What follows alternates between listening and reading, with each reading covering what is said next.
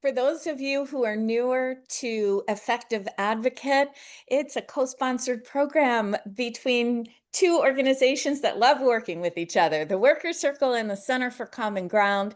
The Workers' Circle is a national Jewish social justice organization that was founded about 125 years ago by Eastern European immigrants who came fleeing autocracy and seeking democratic freedoms. And that drives our work for democracy and human rights today. I'm Noelle D'Amico, Director of Social Justice, and working the chat with the Workers' Circle and Center for Common Ground tonight is Rachel Siegel, as well as John Williams, who works with Center for Common Ground. And Andrew, I'm going to pass it to you to introduce yourself. You're so well known, though. You may not need an introduction, kind of like the Oh, believe David me, Letterman shows. I need an introduction. I'm Andrea Miller. I'm the founding board member and the executive director of Center for Common Ground. And I am here in Virginia, where we will be famous/infamous because we have elections in 2025. Although tonight we are not talking about elections at all. That's not what we do in Effective Advocate. We are going to be dealing with what is currently going on in a country that most of us no longer recognize. So tonight we will still be focused on how you can advocate for democracy in your hometown. And as I said, there's an America that I don't recognize where we are suddenly seeing and hearing about people that are disappeared in America. Words that I never expected to have to say. So, welcome. Next slide, John. Tonight, I'm going to be doing the very first part of the presentation. So I've welcomed you all. Thank you so much for joining us. There are many, many places you can be. I will be talking a bit about the federal budget. It is going to go past fairly quickly. There is not anything good in it. It's evil and it's awful. So I'm going to get us through it, and then we are going to move forward with what we can do. So next slide, John. The federal budget, that monstrosity that is currently in DC, the Senate has said they have set a deadline of July 4th, a horrible Independence Day gift. And right now, this is what is in the federal budget. One of the things that has been stuck in the federal budget will be a limitation on judges' ability to enforce court orders. So DOJ will basically be stopping the courts from doing what they are supposed to do. There are major healthcare impacts, and there is a link. You will be getting an email. These links and this presentation will be there so that you can look at the healthcare impacts in your state and by your congressional district at a high level. The Congressional Budget Office is looking at roughly 11 million people losing Medicaid, 5 million people losing their ACA Affordable Care Act coverage, and for dual eligibles, people who are on Medicare and Medicaid, and Medicaid is paying for their non-hospital treatment, their Medicare Part B. That will no longer be paid by Medicaid. So that means our lower income seniors who are on Medicare and Medicaid will no longer have their doctor's visits and their tests paid for by Medicaid. 40 million people, including children, will lose food access through the SNAP cuts. There is a potential they're trying to sell 2 to 3.3 million acres of public land. There is a 10-year ban on the state regulation of AI that had Marjorie Taylor Greene upset. We're all really concerned about that one. And there's a $4.9 billion that has been allocated for ICE. So in all, it is a very ugly budget. Now, we are going to be talking about protesting. We are going to be talking about a quick way of getting information to others. There is a new system that one of my board members has built. He's calling it the Fast Alert System. You will get a link on how to create your own channel. You can print out a QR code, put it on a piece of paper at a protest or a rally, walk among the group. People can scan the QR code and they will join your channel. They don't put their name in, they don't put their email in, they don't put their phone number in. And then you can broadcast messages to your channel. It is free to our progressive activists. Over to you, Noel. Well, Andrea, this is coming just at the right time, especially with all that's going on in our country. All eyes really have been on the terrible ICE raids and ICE abductions of immigrants at courthouses, of the National Guard being federalized and the Marines being sent by President Trump to California, to Los Angeles over the objections of Governor Newsom. Let's start the slides going because these pieces with the budget are going to come together as part of our presentation on what's going on with ICE and executive power.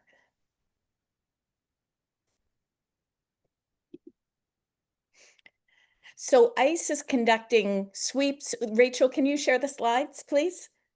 Okay. ICE is conducting sweeps of workplaces and waiting in courts. That's the wrong slide deck, please. The other slide deck. Just hang on with us. It's been a long day, friends. So ICE is conducting sweeps of workplaces and waiting in courts. Please go back to the prior slide. Oh, there we are. We're fine. ICE is conducting sweeps of workplaces and waiting in courts to nab immigrants who have actually been doing check-ins with ICE on a regular basis, who are working and living and contributing to our community.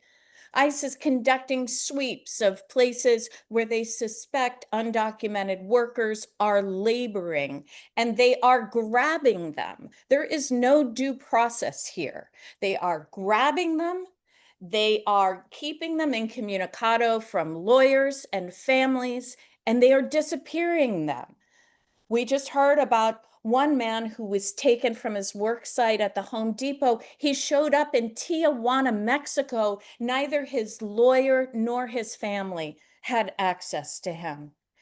That's what's happening right now. And it's on top of those legally present foreign students, Rumeysa Öztürk and Mahmoud Khalil and others who were taken because of their speech without due process, detained. And in the case of Rumeysa Öztürk, she's been released and is waiting her day in court, but Mahmoud Khalil is still in detention in Louisiana. Meanwhile, accusing Venezuelan immigrants right and left of being gang members, they were swooped up and sent to SICA in El Salvador. In contravention of the law, they are entitled to due process. You saw this play out over the last month and a half in the court. The judges have said you have to bring these folks back. The Trump administration has snubbed their nose at the court.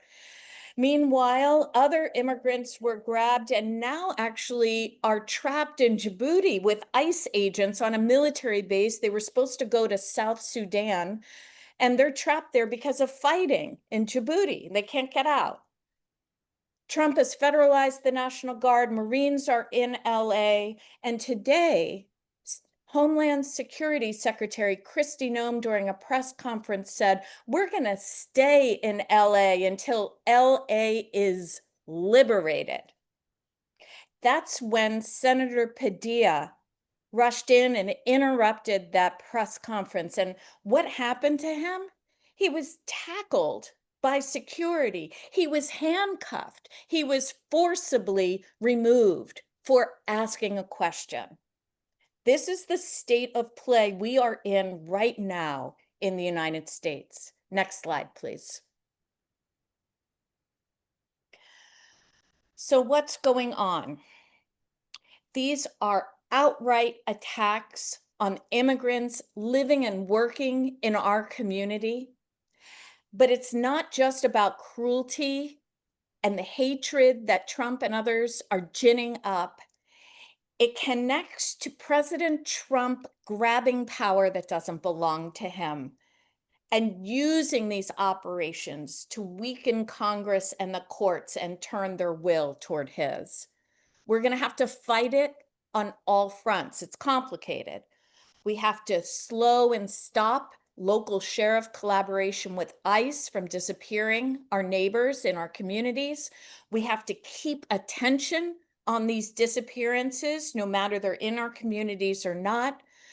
We want to press Congress. First, this is a horrible bill, this budget bill. And Angie was showing you the incredible harm that's going to take place. But we have to keep our eye on that bill also around some of those ICE provisions and some poisonous clauses, which would mean that federal judges right now in the House passed bill could not enforce any contempt charge. And that's important around keeping the federal government, who are carrying out their policies, in line with court decisions. If you remove that, what happens? We have to press Congress to remove these clauses and then to get out on No King's Day and make our voice heard. So we're going to talk about it all tonight. We are so glad to have Christiane and Bill Muth with us tonight, who are also going to share their experience as observers of ICE, working with a legal team, and tell us what that experience has shown. Next slide. So let's look first of all at the House budget really quickly. The House budget that passed would supercharge ICE. You can see the figures here: $45 billion to expand detention, $14 billion on removal, $8 billion to hire more ICE officers. So if we want to slow down and stop this deportation machine, if we want to say no, we have to try to get this budget bill to stop from passing. It's going to be a very heavy lift. It's definitely an uphill climb, but we have to do our best. What's the next slide, please? Here's the poisonous clause. This is in the House budget, and it says basically that it's this inside the budget. It doesn't belong inside the budget. It doesn't have to do with revenue, by the way. This shouldn't be in the budget, but there it is. It was passed in the House budget. It would stop judges from being able to enforce judicial orders. So you know how President Trump has been rebuffing the court's instructions to return immigrants that were deported to CCOT and elsewhere and give them their day in court. Well, this would allow him to continue to not listen to the court and remove what little enforcement power the courts have. This is past the House right now, and it's in the Senate for consideration. And we're expecting Senator Grassley to amend the bill to end also the ability of judges to issue federal injunctions. Now, why is this important? You may know that most of Trump's executive orders have been met with a blizzard of lawsuits, hundreds. And so right now, those lawsuits are preventing some of those or slowing the impact of some of those orders. That's because federal judges' rulings had national impact. If this amendment gets added, it would only have regional impact in the district where the federal court is. Next slide. So that's the bad news about the budget. Why are we talking about sheriffs? You heard me say ICE works with sheriffs. We're going to talk about sheriffs. Why is ICE and the Trump administration trying to get sheriffs to work with them? Well, essentially, they don't have everything they need to carry out their agenda of disappearing as many immigrants as possible from the United States. They need the resources and the manpower of sheriffs to help. So the Trump administration is asking sheriffs to do a number of things. And these are your local sheriffs, my local sheriffs. There are about 3,000 of them across the country. They're asking to rent bed space in jails that sheriffs operate to ICE. They're asking sheriffs to hold individuals over an additional 48 hours so that ICE can pick them up. And they're asking them to sign a 287G agreement, which would allow local law enforcement to act on behalf of ICE and enforce civil warrants that pop up in the police database. Now, sheriffs really are tasked with public safety, and it is entirely separate from ICE and immigration enforcement. These bring the two together in a very dangerous way. Next slide. So what can we do? First of all, almost all of the sheriffs across the country are elected. There are a few places where they're appointed, but almost everywhere else they're elected. They're elected by you and by me. What we can do is remember sheriffs are elected officials. We can make an appointment with the sheriff, sit down, and ask them to not cooperate in the abduction and disappearances of our neighbors. We can explain to them, we know that you're hired to fight crime, not deport our neighbors. And we can tell them the stories of people that we know or things that we have experienced and urge them to not cooperate with ICE. Next slide. Our job here is to increase the moral tension inside sheriffs. Right now, sheriffs have a wide range of views. Many of them are not interested in collaborating with ICE because they know it corrodes the relationship they have with immigrants in their community.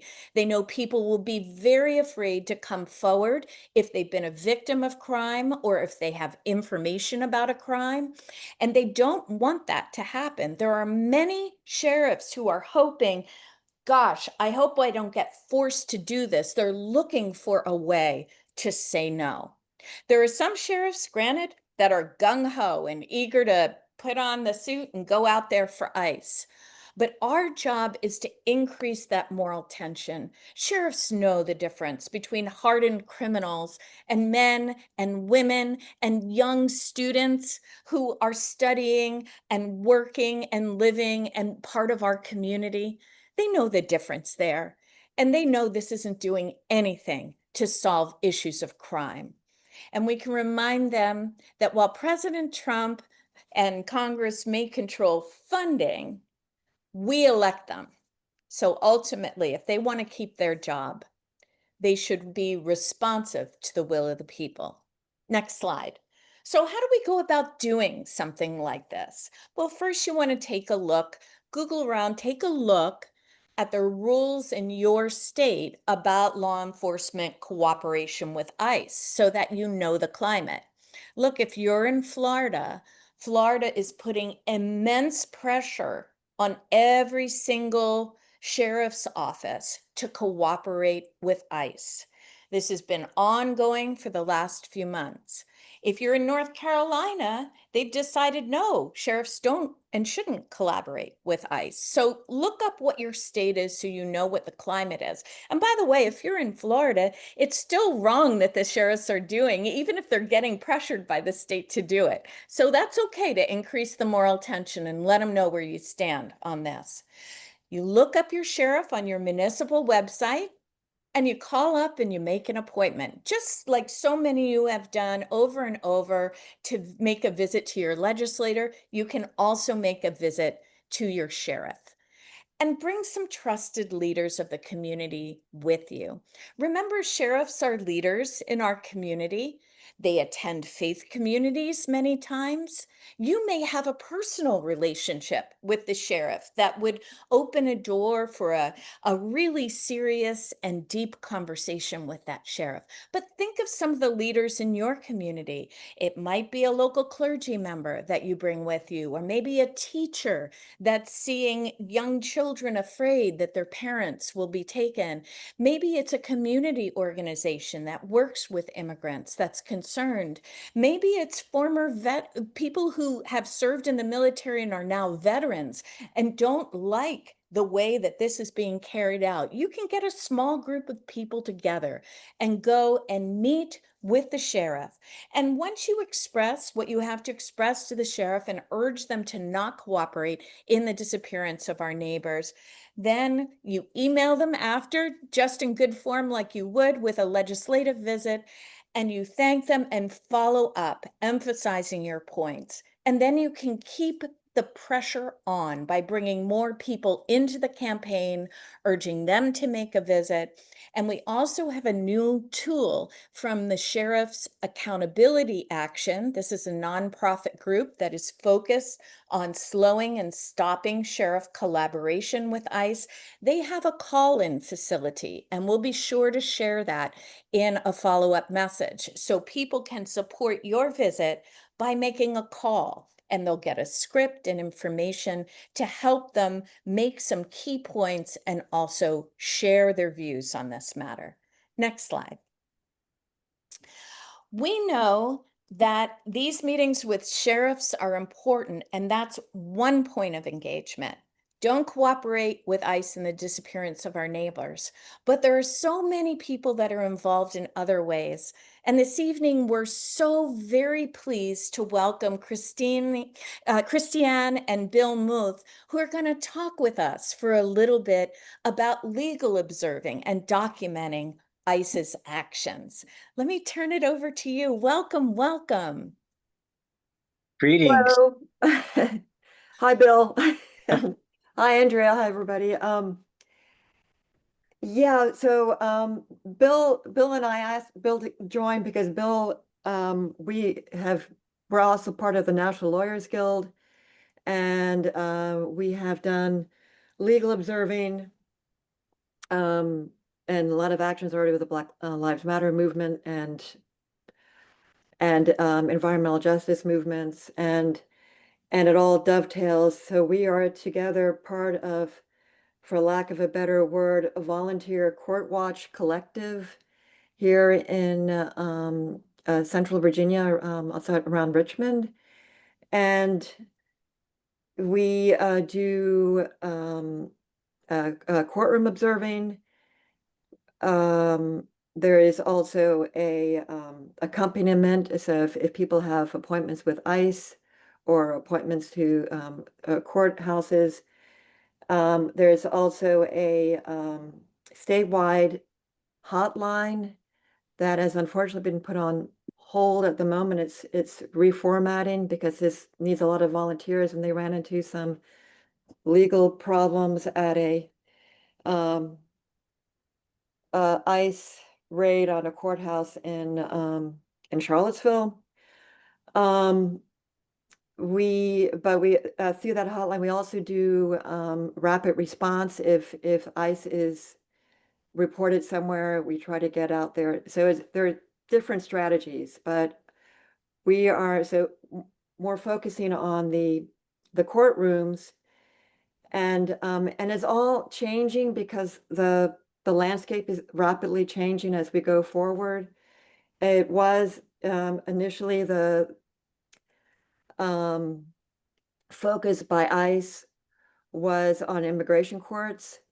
And now, since they have made the directive that now they need to pick up 3,000, they call them illegals, but just people a day. they are now looking at soft targets, and they're going towards the criminal courts, petty crimes, and particularly traffic courts. And so, as a courtroom observer, for the most part, you're hoping that nothing happens, and so it should be just a boring time. But and usually that is what it is, but you just don't know, and so you're trying to get information. And in the courtrooms, you cannot take a phone. At least in Virginia, you're not allowed to take a phone with you, so you need to write everything down. But what we start doing now is we kind of tag team. We've gotten familiar with the courts, the layout of the court, how many courtrooms there are, if there's a jail connected to it or not, and have somebody outside, and then you tag team and somebody goes inside, and you check out even before you get to the courtroom, the docket, which is usually posted in the morning, to see the names of the people. And you kind of stereotypically, you go for looking for Latin sounding names or foreign sounding names. And those you kind of flag those in your head. And it is your right still, it may be taken away, who knows, to be able to go and then just observe. And if anybody asks you, usually the bailiff will ask you why you're there, if you're there and you just say you're just observing, and that's fine. That's all you have to say. We try not to give too much information beyond that, because you don't know until you're there for a while if the judges or the bailiffs, if they're sympathetic or not. And for us in Richmond, they seem to be more sympathetic, but in the surrounding counties in Henrico and Chesterfield, there are not, and there have been arrests there. And it's really, you're really observing it. And typically now what they're starting to see is that you have a plainclothes person, maybe with a purple ICE lanyard tag outside the courthouse, is trying to flag the names and talking to the arresting officers. And then after the hearing, they will walk out, and then they will nab them. They'll have somebody out in the parking lot, and they'll try to nab them outside. And typically they look like you would expect, kind of not only, but sort of the beefy white men. It's not that is, it's and the ICE vehicles are often outside. You can tell they have the dark tinted windows, and it's kind of obvious. You get a feel for it. So it's good to sort of get reconnaissance and go around with that. And so we ourselves haven't directly seen too much. We did it with an accompaniment to the ICE meeting, ICE, so that was outside of the courthouse, but going to ICE. We think that helped because they saw that we were there, and that worked as a deterrent. But they got really nervous when we started walking around, and I started taking pictures of their vehicles. And that's something that you're allowed to take pictures outside, but they'll start making things difficult for the person that we were escorting there. So, we don't want to give them any excuse to make things difficult. And that's the same thing. If you're in the court and you're observing the courts, you do not interfere, because you could just make that harder for them to be able to post bail, or to, because they'll say that, oh, they were interfered, they're a flight risk or whatever. So you're just observing. And two, the most important things to get are the name and the country that the people are from. If there's any way that you can find, and the names you should see in the docket, but the dockets generally do not have the country. But when you get this information, you bring that back to your partners in this. There is an ICE tracker, and they do that by country of origin. And Bill, I don't know, if you have anything else to add to what I was. Well, I'll say a few things. I think you covered very nicely, systematically, the overview. Just a few anecdotal things about it. One is it's very inviting. Anyone can do it. It takes a little bit of training, but not much. It's a beautiful way to get engaged with a community. It's an easy way to access an immigrant rights community and the immigrant communities themselves. And it's also interesting if I did not spend much time in courtrooms, thankfully, but it is absolutely our right to come in and observe. And it's very it's a real exercise in civic awareness just to be able to do that. Also, when we sometimes do the accompaniment with folks to their routine ICE appointments, we have to be very careful that we don't do something that's going to make the agents angry and then take it out on the people that are there. But at the same time, just being in the parking lot is where the folks are going inside. It becomes like a community of practice. Within like 30 minutes, some other family comes in and they come to us as if we're the experts because we've been there for 30 minutes before them. We can share if we've seen any ICE agents around. And then they become the experts and then they can share the next group. So these spontaneous support networks pop up. It's a very easy way. The needs are so great and it feels so overwhelming. And doing this, it's surprising how you can become effective in small ways beyond what you could imagine. So I think that's all I wanted to say about that. Yeah, I think. I would add to that too, just in the community, like they're starting now, like with restaurants, to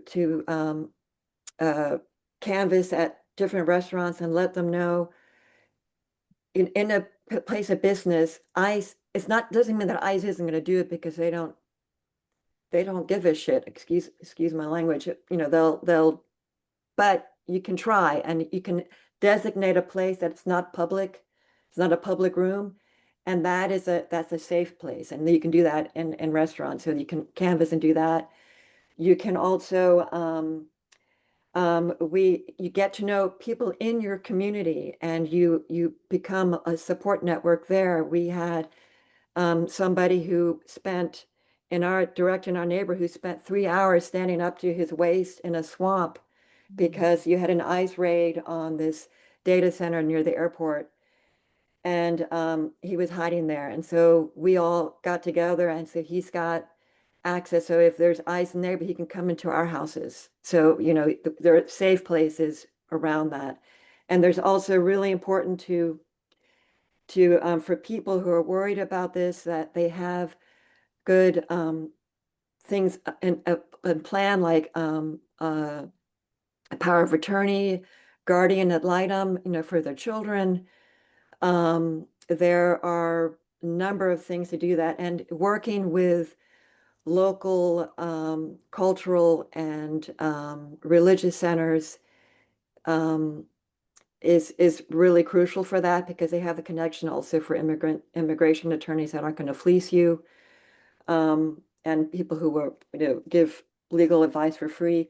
Getting those things set up ahead of time is really crucial, and then having a follow-up support network to make those connections going forward. Christiane and Bill, how would people get trained to become a legal observer? Is this something they can do anywhere in the country with the National Lawyers Guild? And how would they go about doing that? So the National Lawyers Guild is around the country, and each people make their own kind of hubs. And so you can go through the National Lawyers Guild, you can become a member and see if you can connect through a hub that way. It's a lot of it's through word of mouth, and they do need to screen you. They're not going to let anybody in there because understandably with trust, and that's the whole thing also with the communities, you got to develop trust with these people. And so just through the National Lawyers Guild, there's also the National Immigration Law Center, which is Mhm. a good place to go to get information. But yeah, I would do the National Lawyers Guild because they have trainings and they might be able to connect you otherwise. And if people in Virginia, I don't know, does it help for them to call me directly? I'm hesitant to give other numbers out because need to screen it. It just it's too vulnerable, but I can put my number on if that is helpful. Okay, we're so grateful for you sharing all of this information. I've dropped both the National Lawyers Guild and the National Immigration Law Center into the chat where people can find out more. Thank you so much for sharing your experience. It's really valuable to hear from people doing the work firsthand. We're so grateful you could be with us tonight. And please stay on the call because folks may have some more questions when we get to the end of the program. So thank you again, Christiane and Bill. Thank you. Thank you.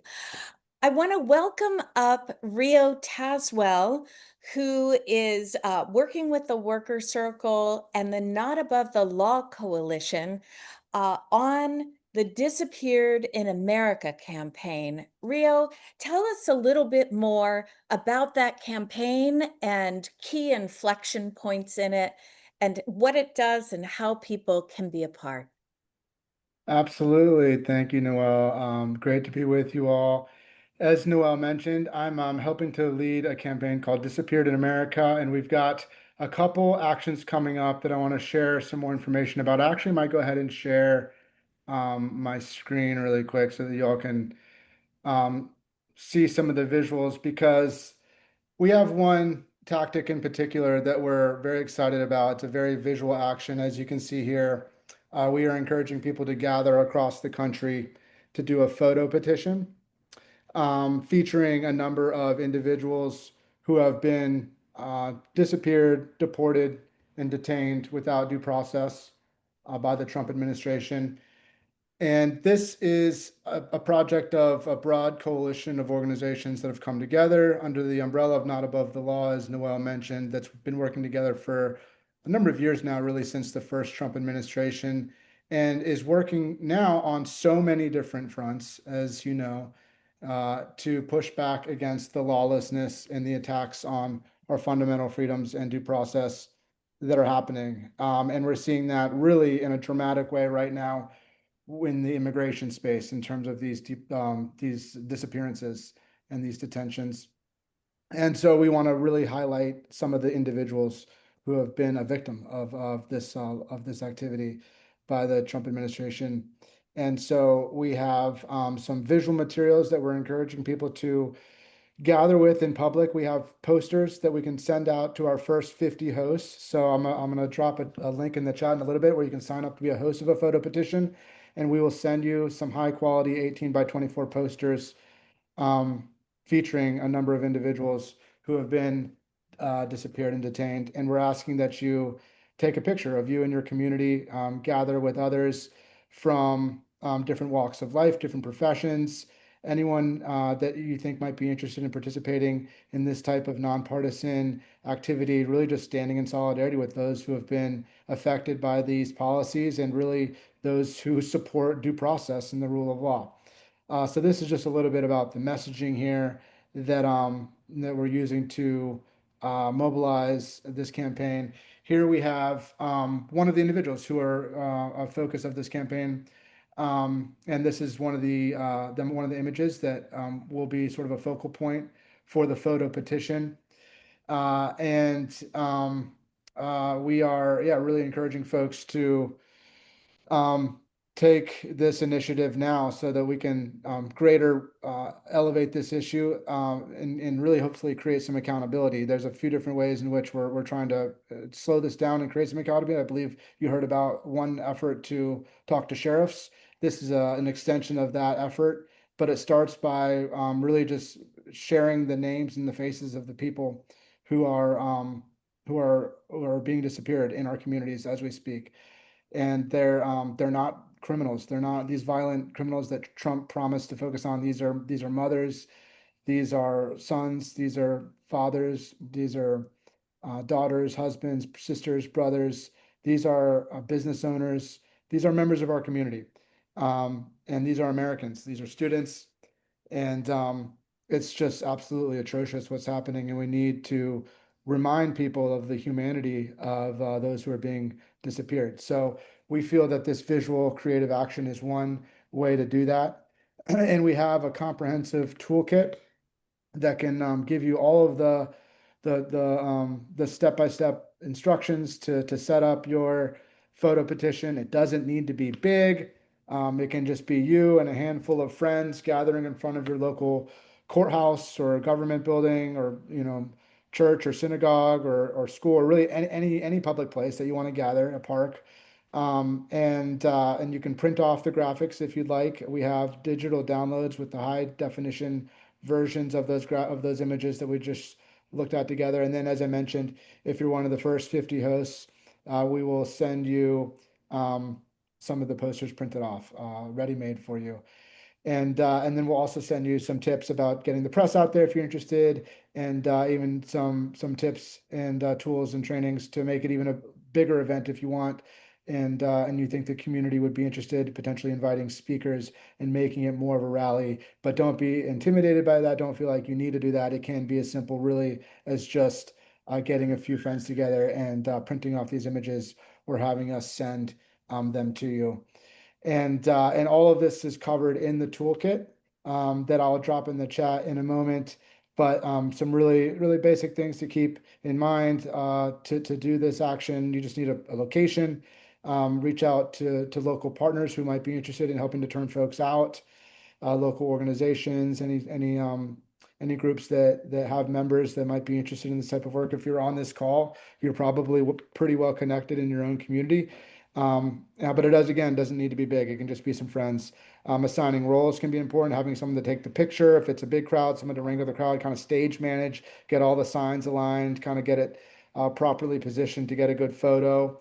We want to make sure that the photos are posted on social media, and all of the details for how to do that are again in the toolkit, as well as templates for reaching out to partners and promoting it to the general public.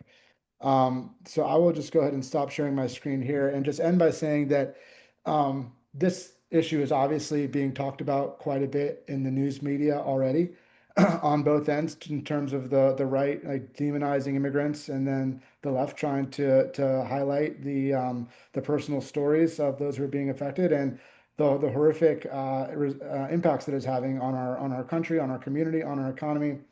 And it's really coming to a head in such a serious way with what's happening in California right now, for instance, with Trump deploying the National Guard, with Senator Alex Padilla being violently assaulted today.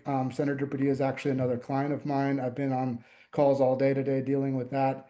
And it's just only going to get more intense from here, which is why it's so important that we highlight again the individuals who are at the core of these stories, because sometimes that gets overlooked and forgotten. These are real people. These are real Americans that are being affected by this. And this photo petition is one great way to elevate those stories. So really wanting encourage everyone to sign up as a host. And we're going to have a host call on Tuesday next week, where if you have any questions, you're a little bit uncertain, you want to hear more details, you can get on that. We'll walk through the toolkit and everything. I'll drop the link for that in the chat as well, in addition to the toolkit and the sign up form. So thanks so much. Rio, thank you so much for sharing this information. We're really grateful for the toolkit that makes it easy for everybody to take part in this. I know you're hoping that people will really do this on a particular day, June the 26th, and get out there and make our voices heard and put the humanity of the people who are being abducted and disappeared into the forefront of our public conversation. Thank you so much for being with us. Rachel, if you could continue sharing the slides where we left off, I would be grateful.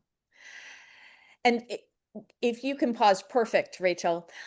So the Disappeared in America campaign has a June 26th action at courthouses that Rio just described, or at federal buildings, holding up those images of immigrants who have been disappeared, our neighbors.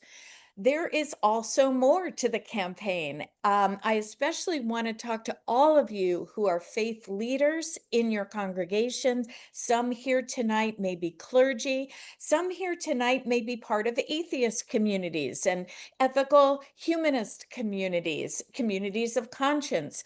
We have a faith letter for leaders of faith and conscience that is circulating across the country right now, where faith leaders are calling on sheriffs to not cooperate with ICE in the disappearance of their neighbors. And we're going to send the link to that in the follow-up email.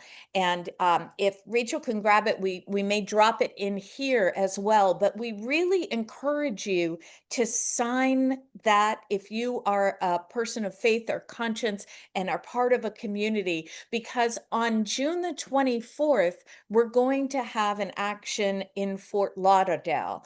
The National Sheriff's Association is meeting in Fort Lauderdale, and we're going to have a peaceful rally and the delivery of this petition to that sheriff's association. Now, remember, there are sheriffs who are with us on this. They do not want to collaborate in the disappearance of our neighbors. And in fact, they think it's essential that law enforcement do not. And so some of those will be with us at this rally and be part of the delegation bringing that petition delivery in. So we want to get this letter to as many leaders of faith and conscience as possible.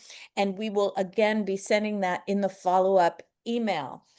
Finally, for those of you who said, hey, I'd really like to sit down and meet with my sheriff, but I think I want to go through it another time and maybe do a little role play and maybe get a little bit more under my belt before I actually take that meeting, don't worry, we've got you covered. We're having a meeting with your sheriff training on Monday, June 30th at 8 p.m. Eastern. And so you are welcome to come, and we're going to drop that link into the chat. It will also be in your follow-up email. Okay, next slide, please. What's coming up on Saturday, but No King's Day? For those of you who haven't heard of No King's Day, this is a massive, decentralized people's action that is slated to be up against Donald Trump's military birthday parade, which, by the way, is costing $100 million that could have been in our budget and helping people. It's a terrible thing that he's doing, and it's made many members of the military and veterans very uncomfortable, I will add, and they've been speaking out about that. So at the same time that this awful birthday military parade is going on, we are going to have protests across the nation. There's somewhere around 2,000 of them already planned.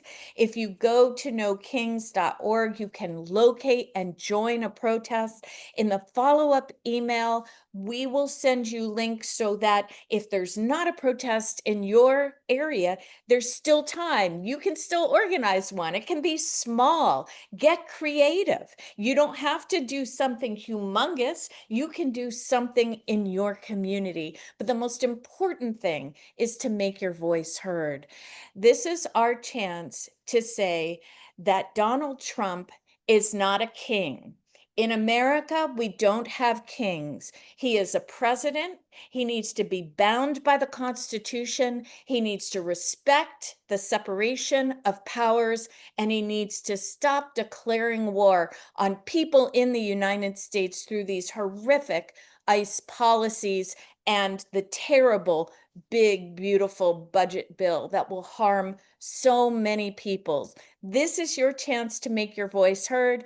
I don't know if Center for Common Ground has a special delegation in any of them. I will say that since the home offices of Worker Circle happen to be in New York, we're doing a special Worker Circle delegation in New York, but we've got something close to 2,000 people across the country who are part of Worker Circle activist community who are already signed up and going. Andrea, are you guys doing any special delegations? You just urging people to get out there? We're just urging people to get out. I know several folks are either hosting or planning one. I know the one in Connecticut has 1,800 people signed up. Wow, that's really encouraging. We're hoping that this is going to be a day where the people's voice will be heard. And while that crazy, awful parade is going on, we will be all across the country saying we are demanding the democracy which is promised by our Constitution. We will make our signs, we will march, and we will keep this up. We know these protests are extremely important. It is important that we keep showing up and keep that space for First Amendment and free speech and free assembly as big as we can possibly make it. You know, the tackling and forced removal, violent removal of Senator Padilla is an attack on the First Amendment, right? We don't do that in this country. He didn't commit any crime. He interrupted to ask a question. We cannot allow these spaces to be shrunk. It's true in some areas that state governors in Texas have already deployed National Guard, right, to some of these protests that are coming. So we're going to go with our minds clear, with our commitment to nonviolence, and determined to make our voices heard. These are peaceful protests. They're designed for people of all ages, and they're designed to be as inclusive as possible. So if you don't see one in your area when you go to the website, I sure hope you'll sign up to organize one in your neighborhood. Okay, next slide.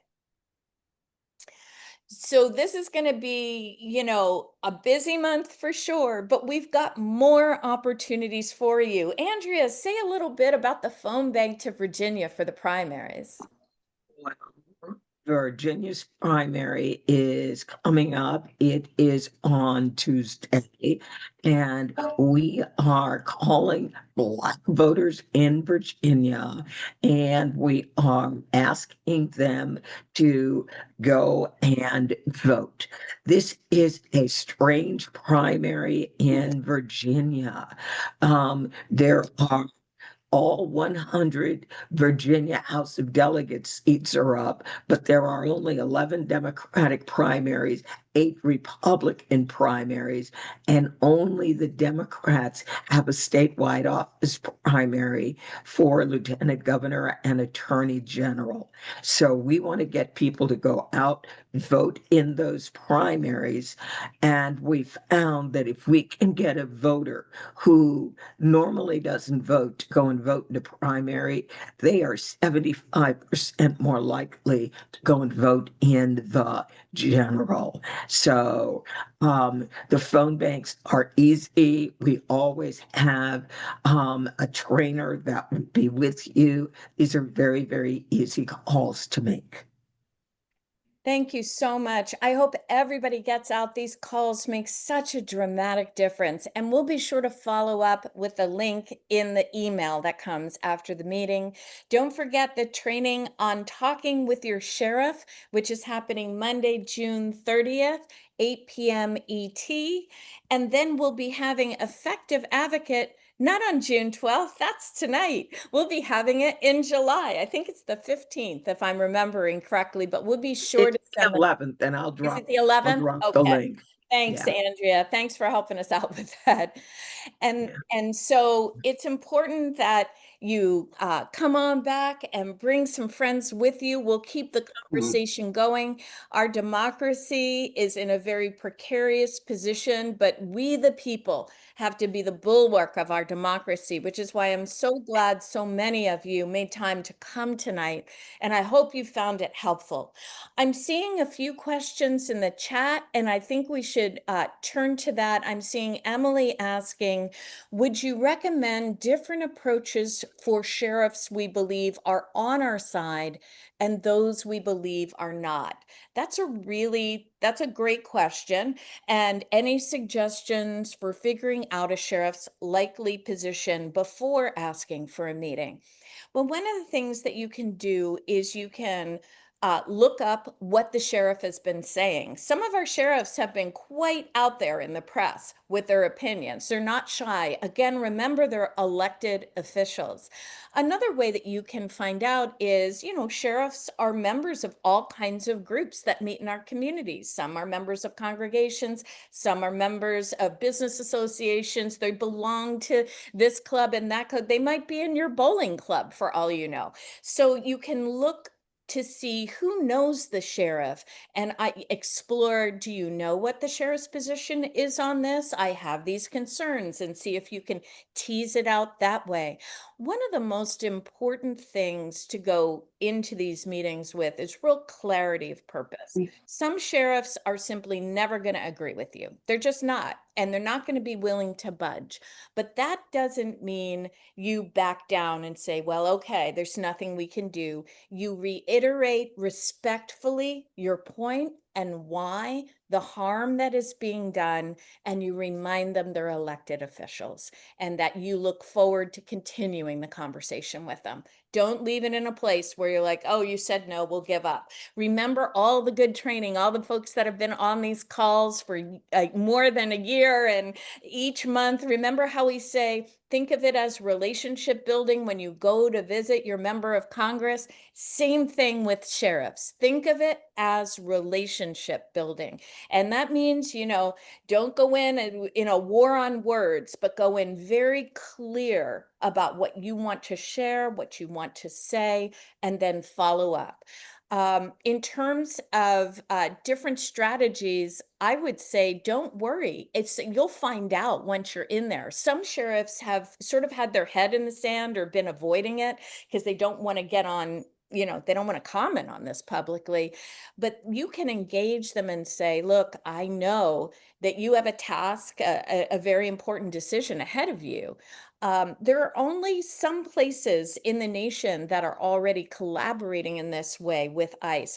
Many, many districts don't have a position at all yet. So I do want to encourage you, get in there and make your voice heard. Think of them not, sometimes we think law enforcement, we think the star on the chest and they're coming, and think of them as elected officials in whom the community places their trust, and encourage them to honor that trust. I'm seeing a couple messages coming up. People are hoping No Kings goes really well. And I'm looking, don't forget, you can sign up to be part of the Fast Alert Network. Andrea, what do they do to get involved with Fast Alert? Do they drop a message to you? And email me if they want. I am dropping the link right now. If you are computer savvy, you can go to fastalert.now, sign up, create your channel. And when you create your channel, it will generate a link and a QR code. I suggest print out the QR code and carry it around on a clipboard. You can show people the QR code. They scan it with their phone and they will now subscribe to your channel. There are no names, no phone numbers, no email addresses change hands. This is an anonymous communication channel. Some of you are asking, will this be recorded? It is being recorded. Don't worry, you'll get the whole thing, soup to nuts, from the very beginning to the very end. I want to especially thank our guest presenters, Christiane and Bill, for sharing their experience tonight with us as legal observers. I want to thank Rio for bringing the Disappeared in America campaign forward. I thank Andrea for her budget expertise, which is bar none budget expert. And I hope all of you have found this a valuable way to stop the terrible things that are going on right now.